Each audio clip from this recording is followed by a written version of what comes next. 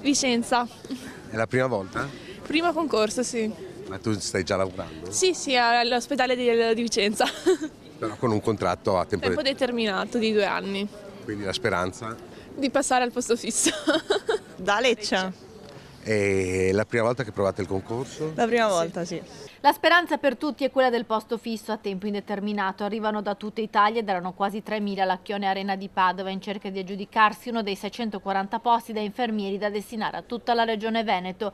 L'USL 2 della Marca è quella a cui sarà destinato il maggior numero di posti, sono 150. Segue l'USL Dolomiti, 158 da spartire nelle 2 USL del Veneziano. A Padova, tra azienda ospedaliera, USL 6 e IOV sono 27. Il concorso è tra i più importanti banditi dalla sanità veneta, che vuole fronteggiare la carenza di infermieri negli ospedali pubblici. Tu da dove vieni? Pavia, in realtà sono siciliana, però Pavia. Stiamo cercando un'assunzione migliorativa della nostra. Quinta volta forse. E perché venite? Cioè perché lo rifate? Nel senso, voi avete già un lavoro?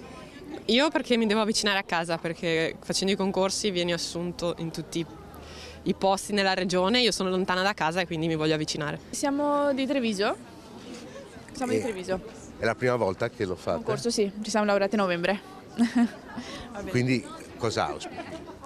Non lo so per adesso. In teoria dovrei mantenere lo stesso reparto, io ho già iniziato, quindi almeno sperare l'indeterminato. Primo concorso. Lei da dove viene? Da Castelfranco Veneto. E dove si è laureata? Sono laureata in Romania. Partecipanti da tutta Italia, ma i numeri sono in calo. Nel 2020 infatti per 190 posti si presentarono circa 5.000 persone, sentore che la professione infermieristica non è più appetibile come una volta. La colpa, dicono i sindacati, degli stipendi bassi a fronte di turni e ritmi di lavoro sempre più pesanti.